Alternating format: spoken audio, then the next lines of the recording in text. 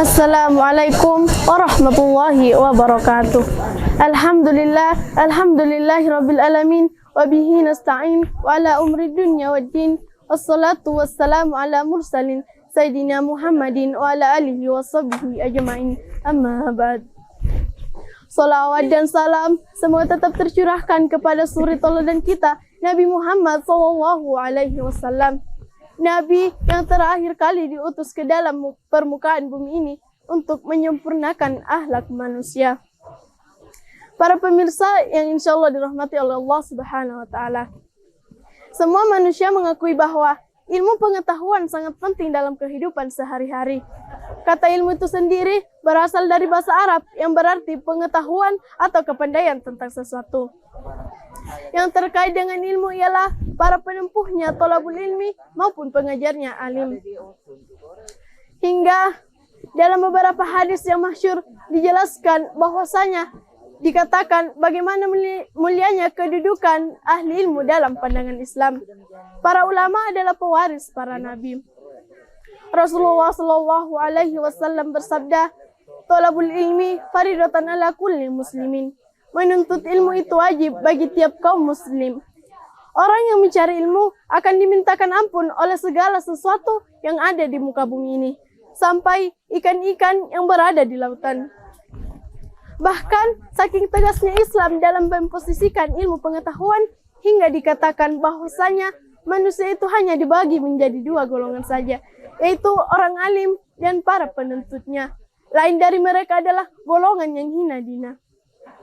Ilmu juga menjadi tolak ukur seseorang, apakah ia dikehendaki menjadi baik atau justru sebaliknya oleh Allah Subhanahu wa Ta'ala. Ajaran agama Islam yang baik dan memiliki tingkat kedudukan ilmu pengetahuan yang benar serta dapat dipertanggungjawabkan bisa kita dapatkan melalui ajaran agama Islam. Bisa kita dapatkan juga melalui pendidikan keagamaan berupa pendidikan pesantren. Namun nampaknya dunia pesantren dengan santri sebagai simbol utamanya mulai kurang diminati oleh remaja saat ini. Bahkan ada orang tua yang lebih mendahulukan ilmu duniawi dan menomorduakan ukhrawi, yaitu ilmu agama. Sehingga ilmu keagamannya sangatlah kurang untuk dibuat bekal kebahagiaan di akhirat kelak. Padahal man aradal akhirah fa'alaihi bil ilmi. Barang siapa yang menginginkan kebahagiaan di akhirat kelak, maka haruslah dengan ilmu. Hadirin yang insyaallah dirahmati Allah Subhanahu wa Ta'ala. Orang yang berilmu dan mencintai ilmu itu ada 5. Yang pertama, memiliki semangat untuk terus menggali ilmu. Yang kedua, rajin dan senang mendatangi tempat-tempat ilmu untuk memperoleh tambahan ilmu. Yang ketiga, ringan dalam mengeluarkan biaya demi tercapainya suatu ilmu. Yang keempat, memiliki banyak teman-teman orang yang berilmu. Dan yang kelima adalah berakhlak mulia dalam kesehariannya. Sebab orang yang berilmu haruslah memiliki akhlak yang baik dan tidak menyombongkan diri di hadapan orang lain. Adapun akhlak yang harus dimiliki oleh orang yang berilmu ialah yang pertama, bersabar, tenang, dan tetap berwibawa.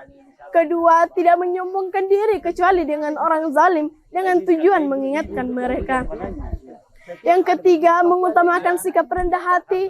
Yang keempat, menerima dalil yang benar walaupun dari lawan. Dan yang terakhir adalah selalu bertakwa kepada Allah Subhanahu wa Ta'ala. Pemirsa yang sama-sama dirahmati oleh Allah Subhanahu wa Ta'ala. Orang yang berilmu hakikatnya berada di antara dua kemungkinan. Ada kalanya mereka merasakan kesengsaraan abadi atau kebahagiaan abadi. Tergantung apakah ia memperoleh manfaat dari ilmunya atau ilmunya malah menjadi mafsadat bagi dirinya. Dalam hal ilmu, manusia dikelompokkan menjadi 4 golongan. Yang pertama, mereka pandai dan mampu memanfaatkan ilmunya secara baik untuk kepentingan bersama. Yang kedua adalah mereka pandai namun tidak memanfaatkan ilmunya secara baik. Golongan ini dapat membahayakan orang lain karena mungkin ilmu yang dimiliki digunakan untuk mencelakai orang lain. Kemudian yang ketiga adalah mereka tidak pandai namun menyadari kekurangan dirinya. Orang ini masih dalam baik karena masih dapat diarahkan menuju yang lebih baik.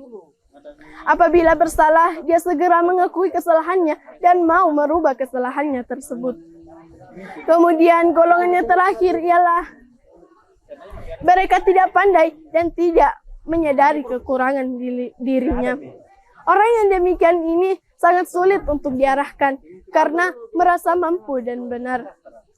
Nasihat dan pengarahan dari orang lain tidak dihiraukan karena merasa mampu. Orang yang demikian ini juga sering mengikuti hawa nafsunya tanpa memerhatikan orang lain yang ada di sekitarnya, sehingga berakibat ia tidak disukai dalam pergaulannya. Hadirin yang sama-sama dirahmati oleh Allah Subhanahu wa taala. Jika timbul pertanyaan di benak kita, mengapa seseorang yang dikatakan ahli ilmu malah mendapatkan siksa paling keras oleh Allah Subhanahu wa taala?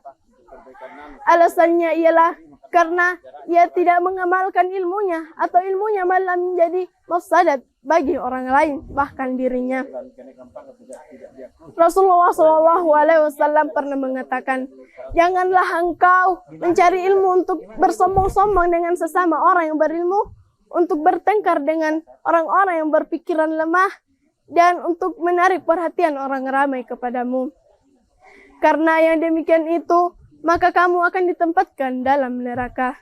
Demikianlah apa yang dapat saya sampaikan. Kurang dan lebihnya mohon dimaafkan. Wassalamualaikum warahmatullahi wabarakatuh.